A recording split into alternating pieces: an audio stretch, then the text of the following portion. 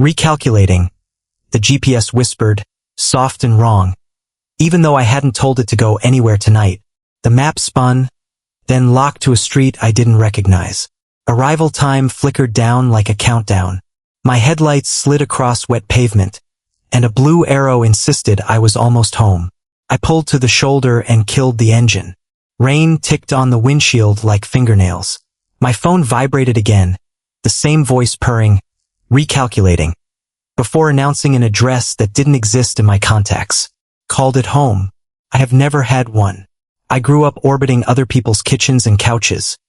Motels, shelters, a string of rentals that changed with each new boyfriend my mother tried to become safe beside. When people say childhood home, I nod and change the subject. My life never had a fixed point. I restarted the phone.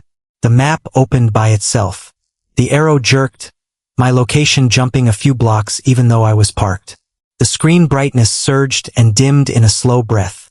Then the route drew itself, a simple line curving toward a cul-de-sac named Alder Circle. I hadn't heard of Alder Circle in this town. I hadn't heard of it anywhere.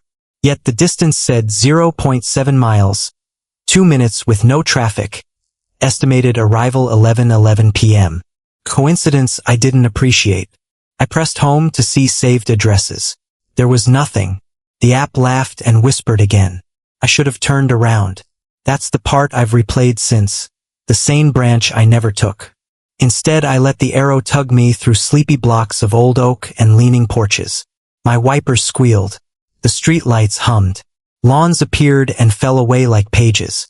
Alder Circle was a pocket tucked behind a row of maples.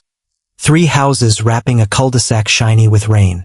The middle house had a porch light glowing amber. Its mailbox had a rusted flag and a last name painted in flaking white. Maeve. My last name, spelled right the way I never correct strangers. I sat with my hands on the wheel, breath fogging the glass. Somewhere a wind chime rang and then choked. The porch light flickered, not from wind, but like someone deciding whether to invite me in. I checked my messages, expecting a prank. There was only an old voicemail at the top I didn't remember saving. The timestamp was 13 years ago. The title said home. My thumb hovered, then pressed, and a woman's voice, warm and tired, filled the car, spilling between the raindrops. Sweetheart, we put the spare under the red flower pot by the stoop. Come in. Don't wake him. Text when you're here. There was the scrape of a chair, and laughter that slid under my skin. I had never been called sweetheart in a way that didn't sting. I had never had a hymn to not wake. I looked toward the stoop. 3 flower pots sat in a row, glazed red, blue, red. The middle one had a chip. The one on the left had fresh wet soil along its rim, as if someone recently moved it. I told myself I would check, see the expected nothing, and leave. I stepped into the rain, which smelled like pennies and cut grass, and walked to the stoop with the kind of quiet you practice around sleeping babies. My fingers slid beneath the flower pot's lip and found metal. Cold. Familiar. Wrong. The key fit. The door sighed and let me in. The house exhaled a faint lemon cleaner layered over dust and old wood. A television whispered in the next room. A screen glow blinking against the far wall.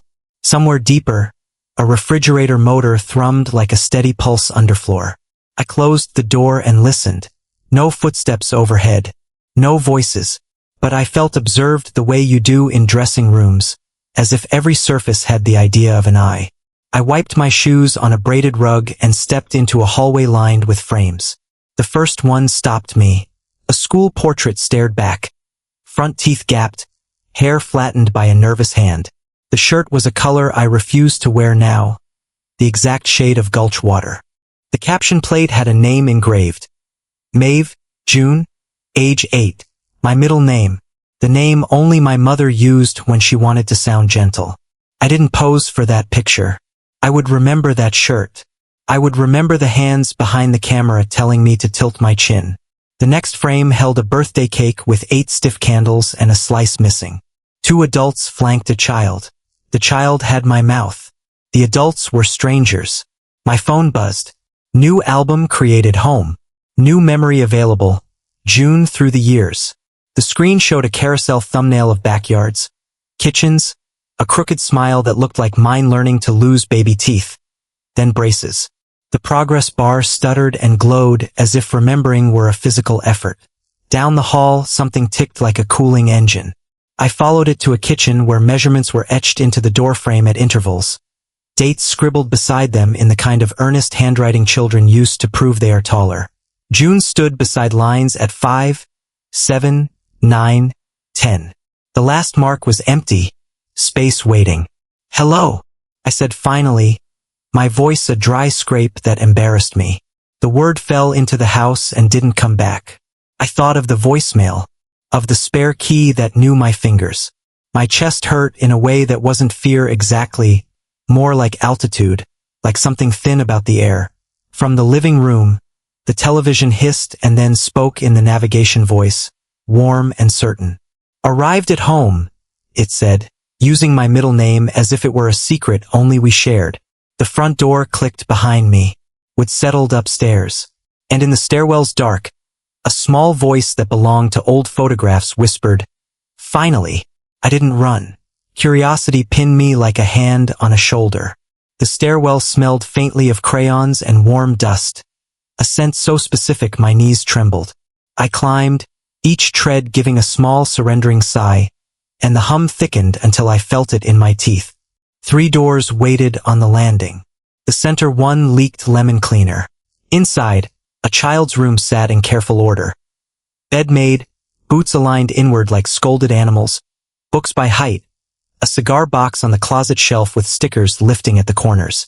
I opened it, expecting pebbles and teeth. Instead, I found envelopes addressed to June Mave, postmarks from cities I'd slept in, red stamps declaring moved, and no forwarding. Some had been opened and resealed, paper soft with the lemon air. One letter was printed in a child's patient blocks. "You can come back when you're ready. The spare is under the red pot. Don't wake him." My phone chimed.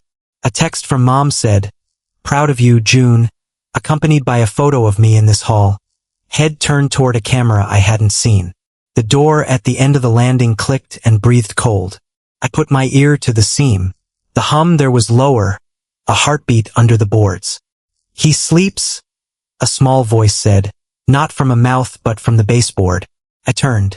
A girl stepped from the closet, 8, wearing a Gulchwater shirt and my exact scar under the thumb. She watched me like photographs do, patient and a little cruel. "You left," she said without accusation. "I stayed so it wouldn't forget us." "Who is he?" I asked, hating the breathless edge in my voice. "Time," she said simply. "The part that holds shape. The part that decides if a picture is old or happening. As long as he sleeps, we can be both." From the living room, a home video whispered and reset, whispered and reset. The same 2 seconds of a child in this bed turning her face toward the lens, lips shaping a syllable that never arrived. "If I wake him?" I asked. "The house lets go," she said. "You run. But I go with him." I thought of moving nights pressed against car windows, of my mother's men with their borrowed kitchens, of suitcases that never emptied. Maybe she hadn't been escaping them. Maybe she'd been outrunning this. The house seemed to listen. A pipe shuddered like a sob disguised as plumbing. On my phone, an album updated itself, June through the years. The last thumbnail was a picture frame on a dresser with glass like standing water, and my face hovering in it, mouth open, asking something I could not hear. "Or you lie down," the girl said, softer now. "We merge and he finishes us. The blank space on the wall gets its line. He likes things complete." I pictured a pencil rising on its own, graphite whispering a last mark beside June. I wrapped my hand around the cold knob of the cold door. The hum soaked my wrist. "If I wake him, you go," I said. She nodded, small and brave the way children are when they choose what no adult would ask. The door resisted, then relented. Stairs led to a basement that smelled like iron filings and damp cardboard. The switch clicked without light, so I used my phone, its glow quivering on concrete. In the center stood a grandfather clock hooded by a sheet. I pulled the fabric. The clock's face was a mirror. Its hands were spears welded at 11 and 11. points biting into their own reflection. A brass key protruded from the side, twin to the key that had opened the front door. My fingers knew how to turn it. When I did, the hum stopped as if a mouth closed.